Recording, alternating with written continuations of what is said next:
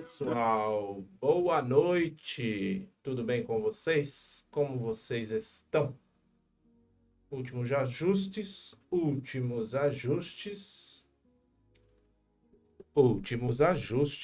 para poder começarmos a entrar na palavra. Legal, legal, tudo funcionando, câmeras funcionando. Espero que o microfone esteja funcionando, porque ontem eu tive um certo problema, né? O microfone saiu muito baixo a gravação. Eu ainda tentei passar pelo aplicativo.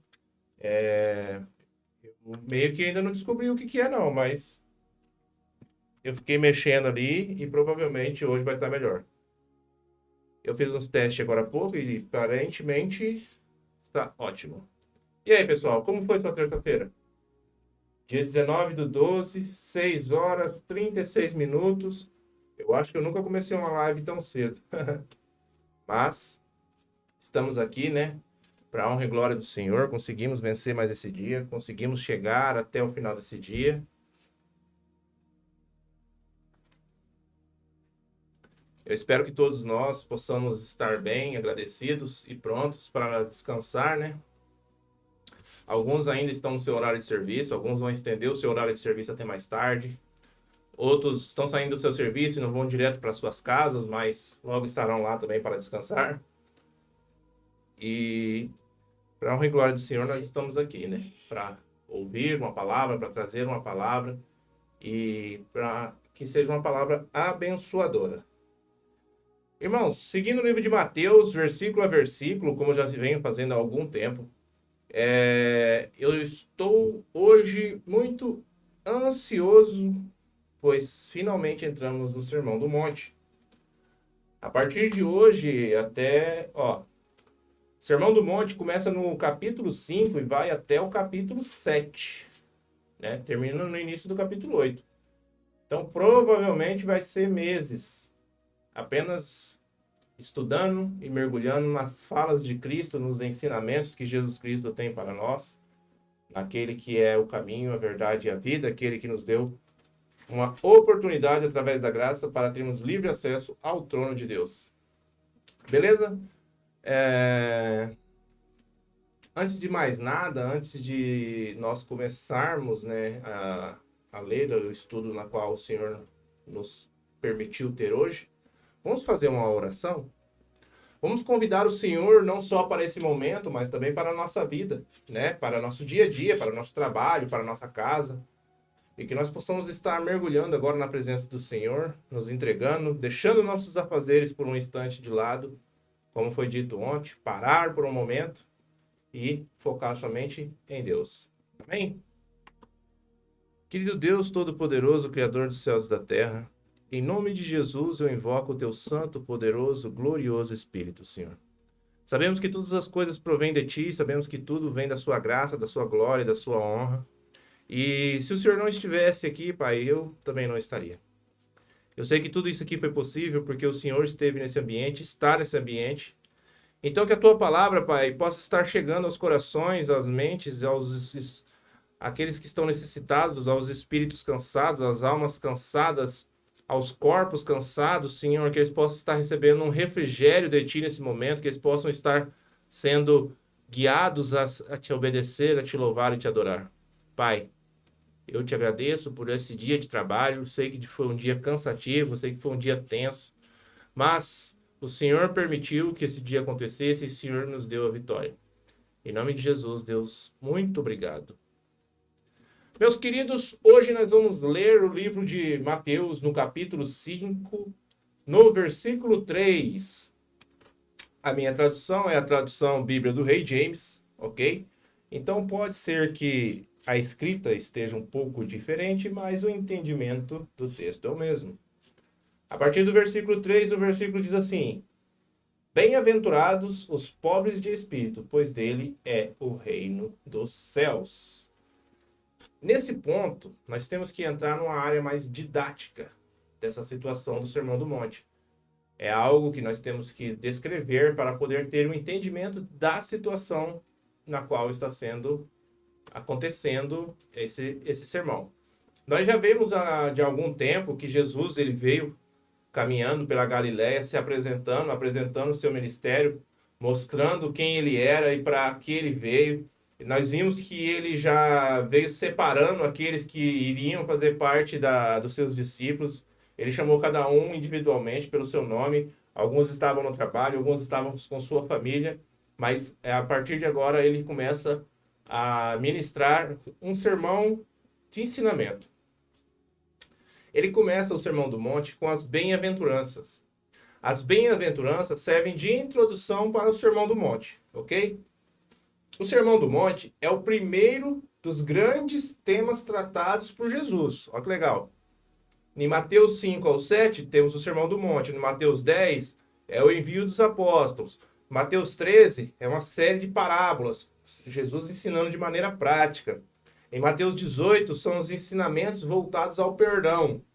Em Mateus 24 e 25, o final dos tempos e juízo final. Então, nós estamos apenas no primeiro grande ensinamento de Jesus. É uma coisa interessante que, provavelmente, o Sermão do Monte ele foi feito em etapas. Mas Mateus, ele resumiu e escreveu em apenas uma só carta, não é um só testemunho, para que pudesse o pessoal ter o entendimento daquele acontecimento, beleza? A palavra bem-aventurado, né? A gente não usa muito esse termo, bem-aventurado. E é um tema recorrente na palavra do Senhor. A palavra bem-aventurado tem um entendimento de uma felicidade que excede as circunstâncias. Olha que legal. Você está feliz, você está muito feliz, então você é um bem-aventurado. Tem a ver com um profundo sentimento de paz, alegria que a bênção da salvação nos traz. De onde veio isso? Então, nós vemos que o bem-aventurado, ele tem uma felicidade que excede as circunstâncias, porque ele tem a bênção da salvação. Bem-aventurado é aquela pessoa que tem certeza de que está no caminho certo, de que está no caminho da verdade. É aquela pessoa que não se desespera quando a pessoa fala, eu vou morrer. E a pessoa fala, nossa. Pois é, porque ele sabe qual é o destino dele, que o destino dele é, sim, estar na presença do Senhor quando for recolhido. A expressão bem-aventurado também pode ser vista em outras traduções como abençoado com felicidade, bendito, muito feliz, beleza? Algumas traduções da Bíblia, como eu disse, a minha Bíblia é do Rei James, King James atualizada. Então pode ser que algumas outras linguagens tenham por aí. Também tem um entendimento de quem recebe a benevolência de Deus. O bem-aventurado é aquela pessoa que recebeu a benevolência do Senhor. Algo maravilhoso que te traz paz, que te traz alegria, que te traz conforto. Você vai perceber que eu vou falar agora. Você já esteve perto de pessoas que te traz paz? Não é gostoso você estar perto de pessoas que fazem, que falam e você se sente bem? Você sabe que aquela pessoa está te trazendo paz, que aquela pessoa está te trazendo algo gostoso assim, no seu coração. Então, essa pessoa é uma pessoa que está em paz com Deus, uma paz com sua vida e recebe do Senhor essa benevolência que o Senhor tem para ele. As bem-aventuranças, ela também é uma descrição de como é o reino dos céus. Ela tem um caráter messiânico. Olha que legal. E cada sentença é seguida de promessa. Cada sentença, vamos lá. Bem-aventurados pobres de espírito. Ok? Pois dele é o reino dos céus. Bem-aventurado os que choram. Porque serão consolados. Entendeu? A sentença e a promessa. Bem-aventurados humildes, porque herdarão a terra. E nós vamos ver, nós vamos estudar versículo por versículo e entender a característica de cada um desses que o Senhor está falando. Por quê? As primeiras dessas bem-aventuranças falam de virtude. Vamos prestar atenção? Então, pobres de espírito, os que choram, os humildes.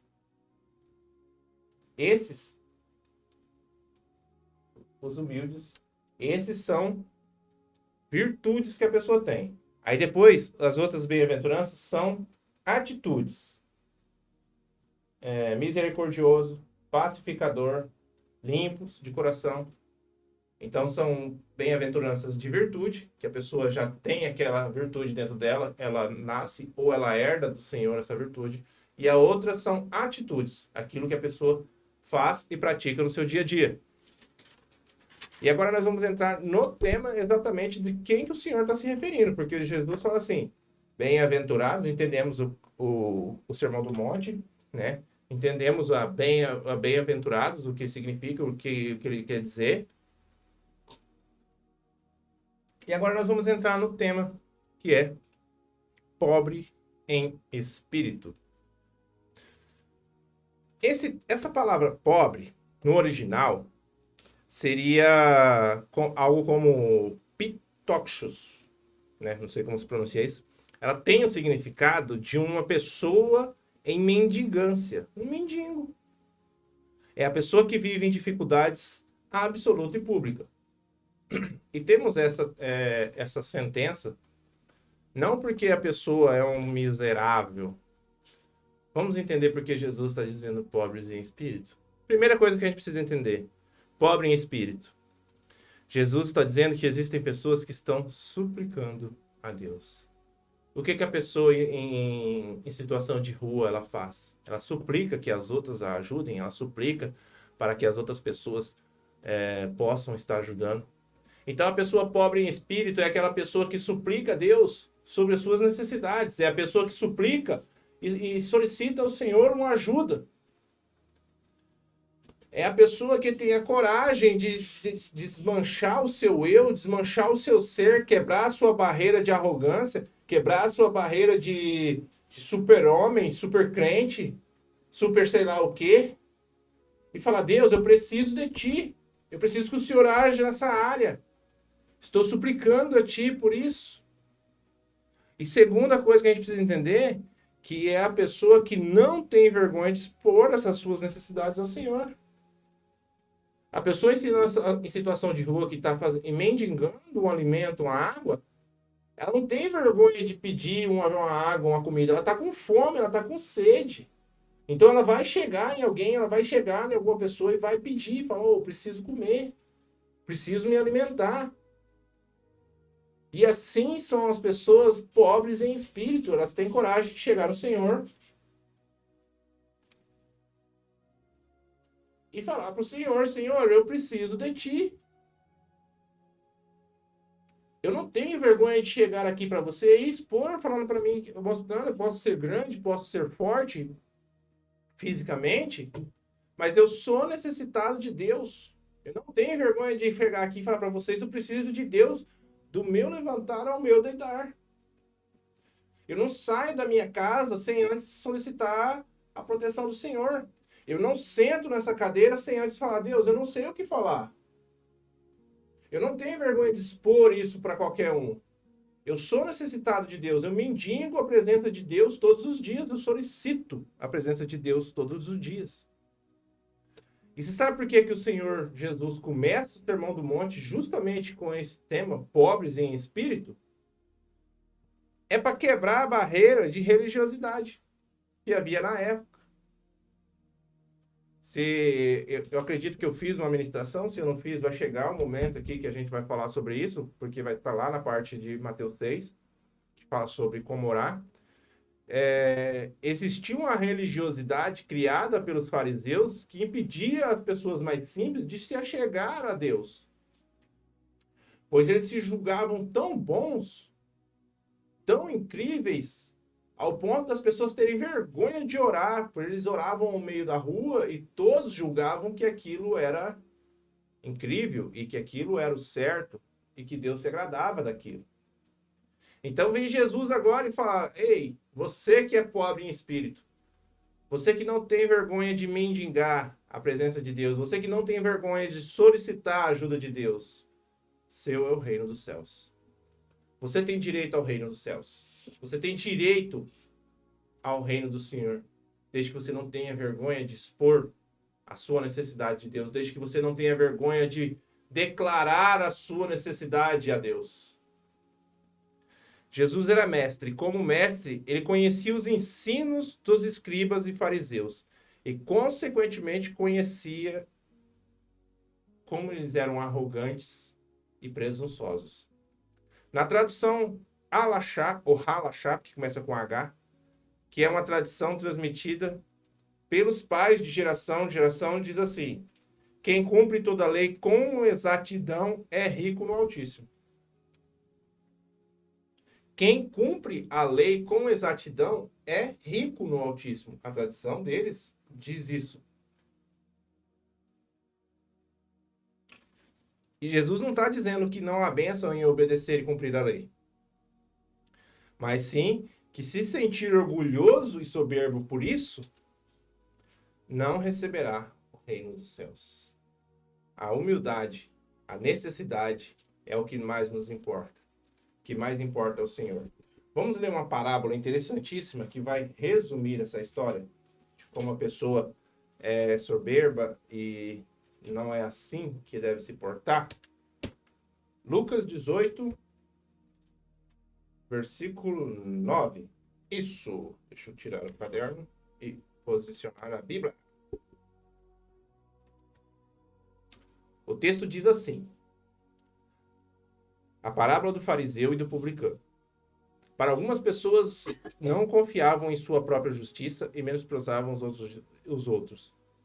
Para algumas pessoas que confiavam na sua própria justiça e menosprezavam os outros, Jesus contou esta parábola. 2 homens subiram ao templo para orar. Um era fariseu e o outro publicano. Ok? O fariseu, em pé, orava em seu íntimo: Deus, eu te agradeço porque não sou como os outros homens, roubadores, corruptos, adúlteros, nem mesmo como esse cobrador de impostos. Jejuo 2 vezes por semana e dou o dízimo de tudo quanto ganho. Essa é a oração do fariseu. Aquele que seguia a tradição de que se você obedecesse à lei, você era riquíssimo, você era super forte, poderoso. E aí Jesus fala: não, aquele que é humilde, aquele que é necessitado, aquele que é pobre é que vai herdar, não o orgulhoso. Continuando o texto, no versículo 13. Entretanto, né? Lembra que o fariseu estava orando lá? O publicano ficou à distância. Ele sequer olhava para o céu, mas batendo no peito confessava: ó Deus, sê benevolente para comigo, pois sou pecador. Que homem quebrantado, velho. Será que a gente vai conseguir orar para Deus um dia assim? Deus, sê benevolente comigo, pois eu sou um pecador. Eu sou um pecador, eu tenho pecado em mim. E Jesus continua: eu vos asseguro que este homem, e não o outro, esse que publicano, eles eram extremamente discriminados, porque eles cobravam impostos para Roma, né?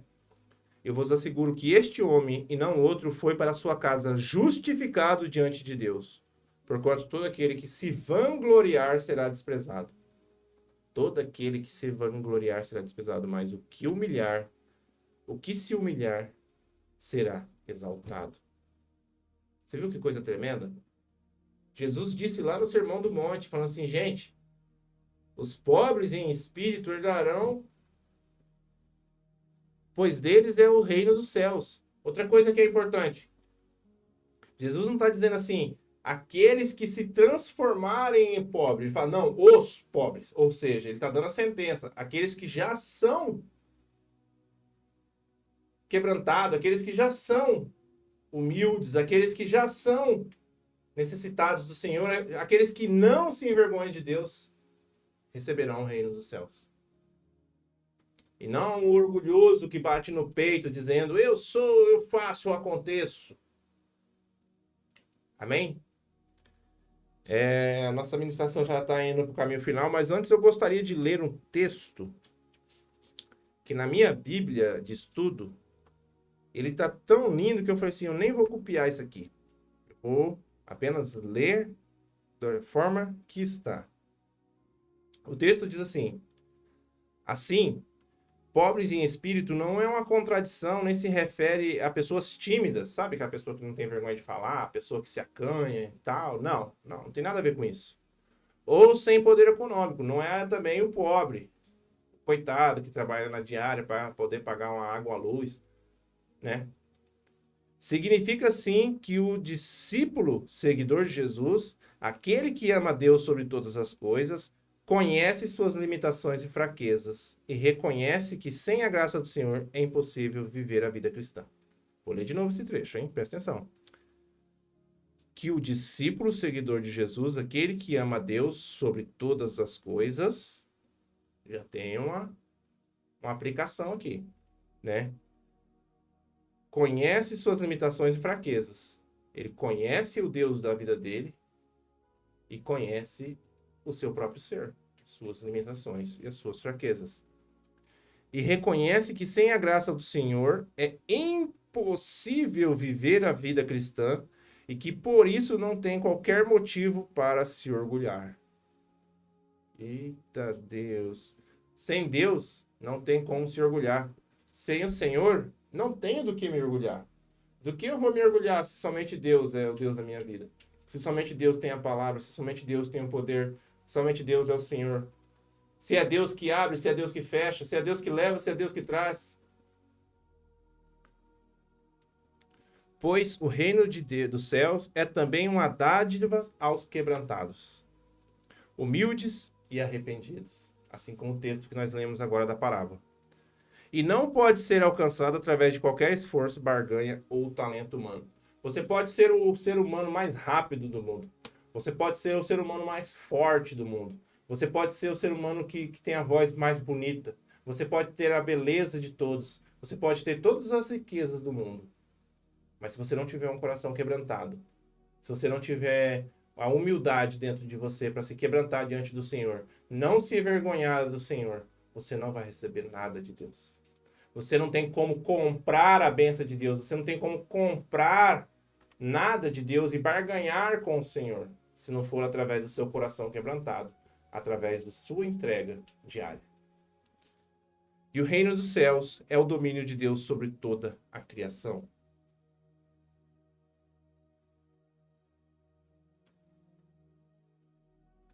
As pessoas e o mundo, tanto no presente como no futuro, às vezes refere-se também a um lugar, a uma vida futura com Deus. Então, tudo isso é para que você possa ter o reino dos céus. E o reino dos céus, de forma resumida, é um local onde Deus governa. É um local onde Deus tem a palavra inicial. É um local onde Deus tem a palavra final. É o lugar onde Deus comanda e você obedece. O reino dos céus é o domínio de Deus sobre sua vida, tanto aqui na terra quanto na eternidade. Você já parou para pensar quantas vezes a gente encontra pessoas que às vezes o jeito de falar da pessoa pode parecer que ela não é humilde, mas a gente já julga.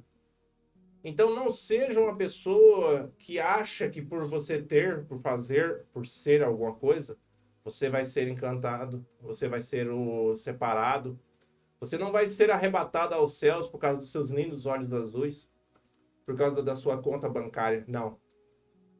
Você só vai ser reconhecido pelo Senhor quando você se quebrantar, quando você se humilhar, quando você entregar a sua vida aos pés da cruz e ter a certeza da salvação. Pois aí você vai ser agraciado com a presença do Senhor e vai fazer parte do reino dos céus. Amém? Então é isso, pessoal. Chegamos ao fim dessa live pelo Instagram. Assim que encerrarmos a live pelo Instagram, eu estarei postando esse vídeo no YouTube. Também estou ao vivo pelo TikTok. Mas o TikTok não tem a qualidade de áudio que tem no Instagram e no YouTube. Eu espero que o áudio esteja bom. Irmãos, queria agradecer a todos.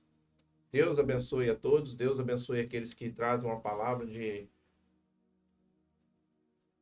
apoio, uma palavra de alegria. Eu agradeço, mas a honra e a glória é de Deus, ok? Eu faço aquilo que o Senhor tocou no meu coração e graças ao bom Deus, a sua palavra está sendo levada, pois é dele, para ele e por ele, ok? Vamos fazer mais uma oração entregar essa mensagem ao Senhor e que os nossos corações possam estar cheios, repletos, frutificando a boa palavra de Deus. Querido Deus Todo-Poderoso, Criador dos céus e da terra, em nome de Jesus eu invoco o teu santo, poderoso, glorioso Espírito, Senhor. Porque o Senhor é maravilhoso, o Senhor é bondoso. E não há nada, não há ninguém, Senhor, na qual possa fazer algo por mim, a não ser o Senhor. Tu és o alfa, tu és o ômega, tu és maravilhoso. E eu não me envergonho, Deus, de me colocar na frente dessas câmeras e dizer: Pai, eu não sou nada sem ti. Eu necessito de ti, eu necessito da sua presença, Senhor, eu necessito da sua glória, eu necessito do seu amor. Eu necessito dos seus olhos sobre mim, da sua mão sobre minha vida. Eu necessito que o Senhor me proteja com o seu fogo santo. Eu preciso que o Senhor abra um mar na minha frente, para que eu abra um caminho para que eu possa passar. Senhor, eu não tenho uma direção a seguir que não for a sua, por isso eu te peço perdão, Senhor, pois eu sou um pecador miserável. Eu vivo na maldição da carne, Pai, e o pecado faz parte da minha vida. Por isso que eu invoco céus e terra, Senhor, para que eu possa me humilhar, me quebrantar e se arrepender dos meus maus caminhos. Pai, eu invoco a Tua palavra, eu invoco a Tua presença, eu invoco o Teu Espírito Santo sobre minha vida, para que Ele possa inflamar dentro do meu coração, na vida das pessoas que estão ao meu redor, e que o nome santo de Jesus Cristo seja glorificado, hoje e para todos sempre. Amém. Amém, pessoal? Muito obrigado vocês que acompanharam. Eu espero que amanhã nós possamos fazer uma nova live, uma nova transmissão. Fiquem com Deus, Deus os abençoe. Bom descanso a todos. Tchau, tchau.